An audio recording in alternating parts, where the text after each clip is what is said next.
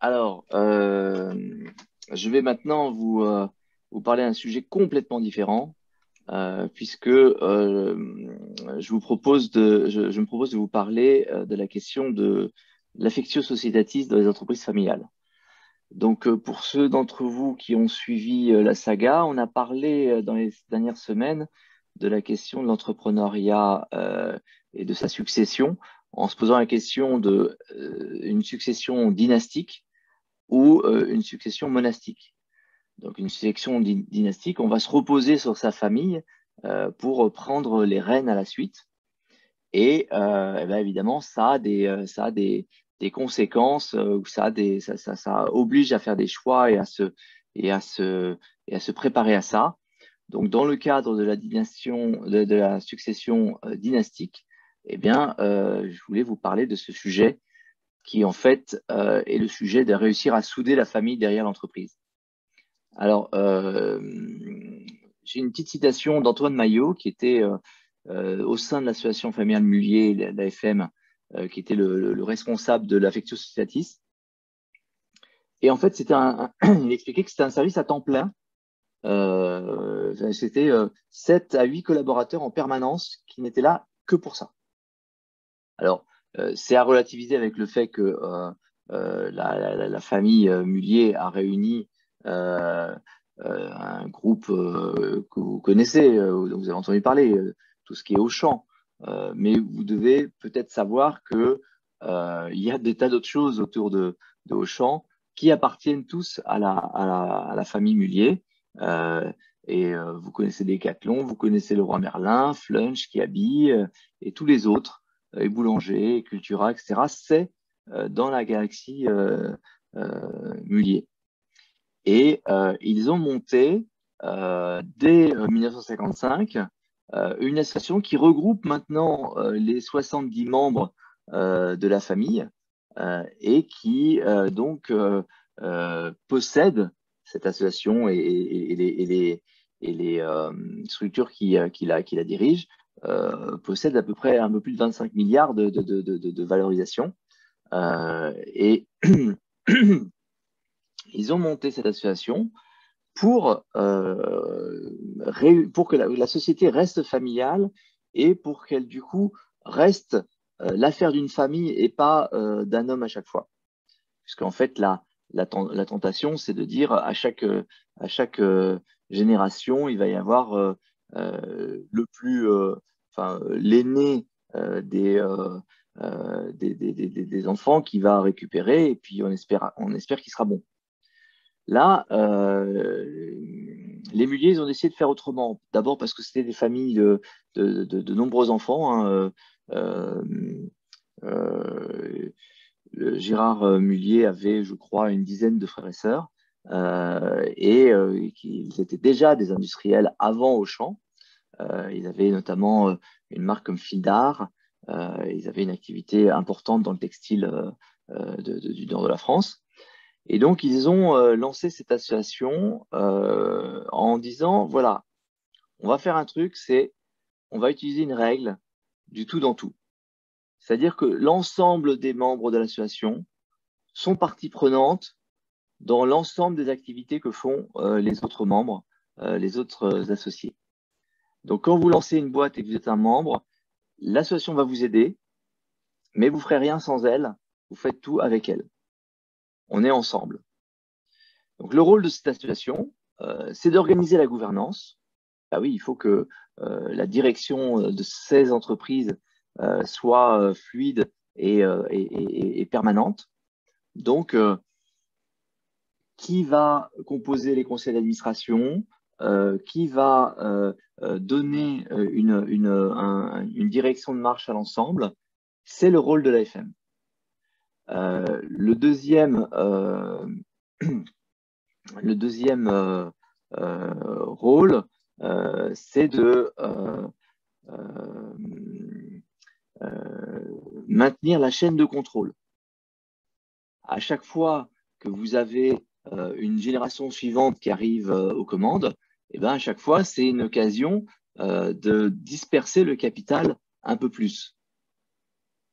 C'est à chaque fois une perte une perte dans le contrôle du capital par la famille et donc un risque à terme d'être opéable. Donc, vous pensez bien qu'avec 700 membres, ça veut dire 700 copropriétaires, s'ils n'étaient pas réunis dans une même structure et que cette structure soit légitime, eh bien, l'entreprise ne serait plus dirigée et elle serait très probablement appartenant à des gros concurrents qui auraient mis un paquet sur la table. Et donc, le troisième rôle, et c'est eux qui le disent, d'entretenir l'affectio societatis. Alors, qu'est-ce que l'affectio societatis? C'est une expression latine barbare, donc, qui désigne la volonté de travailler ensemble dans une activité professionnelle. Alors, c'est un concept qui est important puisque, en fait, pour créer une entreprise, il y a des conditions juridiques importantes. C'est qu'il y a un consentement, donc que tout le monde soit bien d'accord, que tout le monde ait le droit de décider. Hein. Il ne faut pas des enfants ou des majeurs incapables. Il faut qu'il y ait un apport, mais il faut qu'il y ait une volonté de participer aux bénéfices et aux pertes. Et la jurisprudence est assez claire, c'est-à-dire les jugements qui sont faits sur la question ont conduit à des dissolutions d'entreprises quand l'incapacité d'être, quand la non-volonté de travailler ensemble porte atteinte à la conduite de l'entreprise. Et donc, vous pensez bien que quand on parle de la succession, et donc des descendants qui vont potentiellement s'affronter les uns les autres, on a une question de réussir à maintenir cette volonté de travailler ensemble. Alors, comment font les Mulliez? Eh bien, donc, ils ont mis en place des actions pour réunir les héritiers ensemble, les former et les sélectionner. Alors, réunir, ça va autour de l'engagement. Ça va autour on veut que les actionnaires, que les héritiers se sentent motivés et se sentent concernés. Donc, il y a une question d'intégration, puisque, en fait, on va leur proposer de travailler sur le but commun. Donc, tous les 7 ans, on regarde quelle est la vision à 20 ans du groupe et on retravaille dessus. Donc, c'est un travail collectif. C'est un travail collectif et qui se fait avec les cadres du groupe, donc qui est un travail véritablement intégrateur. La formation, elle est aussi bien théorique, avec des formats courts, longs, de quelques heures ou de quelques jours. Elle a lieu sur la question du groupe. Qui est-il? Est-ce que vous connaissez toutes les entreprises de la société que vous possédez? Est-ce que vous savez ses problèmes et ses enjeux? Mais aussi les différentes fonctions que vous pouvez être amené à prendre au sein du groupe. Et ça d'une façon pratique, aussi bien justement dans cette intégration au groupe et dans le travail qu'on va réaliser avec le groupe, et une formation qui est toujours très orientée autour de l'action, puisqu'elle va aussi vous pousser à réaliser des choses. Ça va être des études sur place, là encore, des voyages d'études avec les cadres du groupe. C'est essentiel pour se sentir partie prenante et pour comprendre le groupe que l'on possède. Alors, l'autre aspect qui est au sein qui est consubstantiel avec la formation, c'est l'information. Et alors là, figurez-vous que les assemblées générales qui réunissent les actionnaires, c'est pas une fois par an comme la loi le demande, mais c'est au moins 2 fois par an. Et dans les actions de la partie affectio societatis de l'AFM, il y a des efforts considérables de communication interne. Tous les outils sont utilisés pour s'assurer que chacun des membres de l'AFM est bien au courant de ce qui se passe. Alors, je vous ai parlé de sélection. La sélection est un vrai sujet puisque on l'avait vu la dernière fois quand on parlait de la transmission dynastique. Un des défauts d'une décision de transmettre son entreprise à ses enfants par rapport à une transmission monastique, c'est qu'on ne choisit pas ses enfants. Et du coup, on a le risque d'avoir des enfants qui ne soient pas à la hauteur. Dans le cadre des muliers, eh ben, ils sont arrangés pour que la sélection, elle se fasse parmi 700 personnes. C'est plus facile de trouver le bon. Et néanmoins, il faut le trouver. Donc, ils vont s'efforcer de laisser à chacun prendre sa place selon ses envies. Et ça va permettre de voir émerger les profils des uns et des autres. Donc, certains vont rien faire, mais d'autres vont vouloir être administrateurs ou d'autres vont rentrer comme cadre dans le groupe et ils vont faire tout le parcours depuis la base. Ou, et il y en a un certain nombre, vont se lancer. Et l'AFM sera là pour les aider, pour les financer, pour les encadrer et pour leur permettre d'être plus efficaces là-dessus. Alors, les avantages de tout ce travail, le premier avantage, c'est d'élargir le pool des potentiels.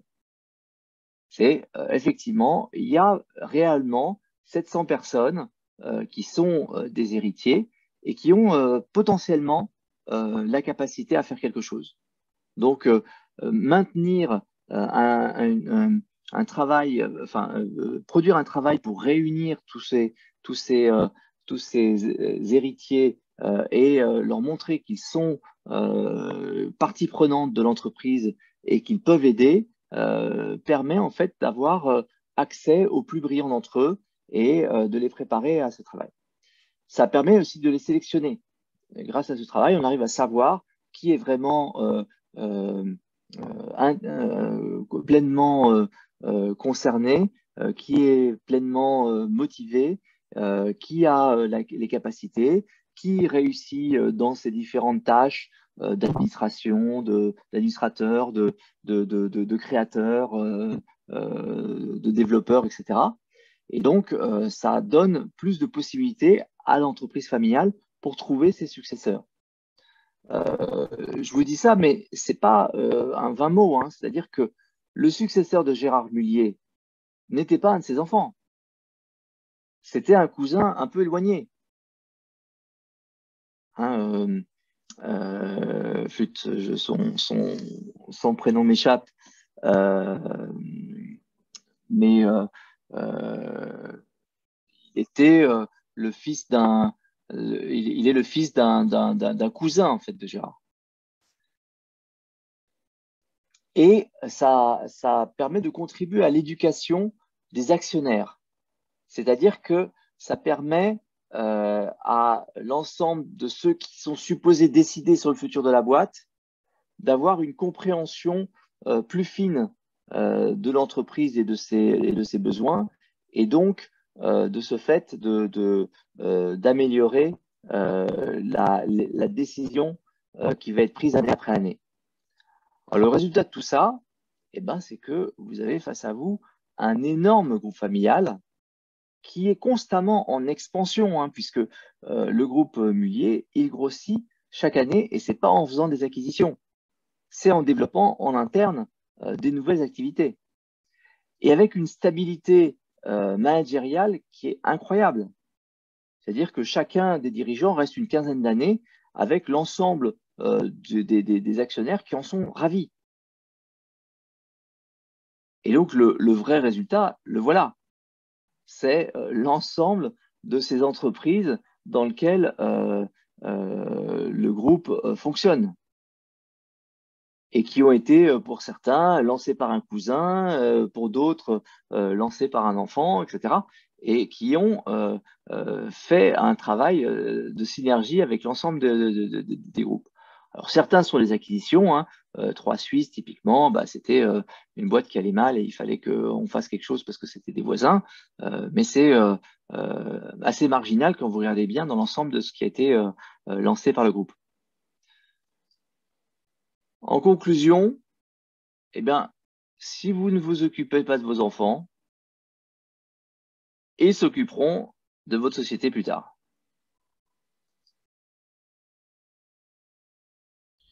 Merci beaucoup. Alors, moi, j'avais une petite question avant que les gens se lancent. Alors, qu'est-ce que tu recommanderais à un entrepreneur de faire quand ils ne sont pas encore à l'échelle des Muliez? Alors, les muliers ont commencé à une échelle plus modeste. Et ce qu'ils faisaient, c'est tous les samedis matins, ils faisaient une petite réunion familiale sur l'entreprise. Donc, tous les samedis matins, avec les enfants, ils discutaient des problèmes de la semaine. Ok, bah maintenant, vous savez quoi faire. Maintenant, vous savez ce que vous allez faire demain matin. Bah, super. Alors, je rappelle encore une fois que je suis sur YouTube, donc n'hésitez pas à poser vos questions là-dessus. Mais si vous avez d'autres questions, vous pouvez aussi les poser dans le chat. N'hésitez pas. Ah, il y a François-Éric qui me dit qu'il faut faire des enfants. C'est ça aussi la conclusion. Alors, effectivement, faire des Et enfants, beaucoup. et beaucoup, et si on se réfère au millier, et il faut aussi se poser la question d'intégrer plus largement familialement, quoi. C'est-à-dire qu'il y a probablement parmi vos neveux, parmi vos cousins, des gens qui seraient capables de jouer un rôle dans la structure familiale.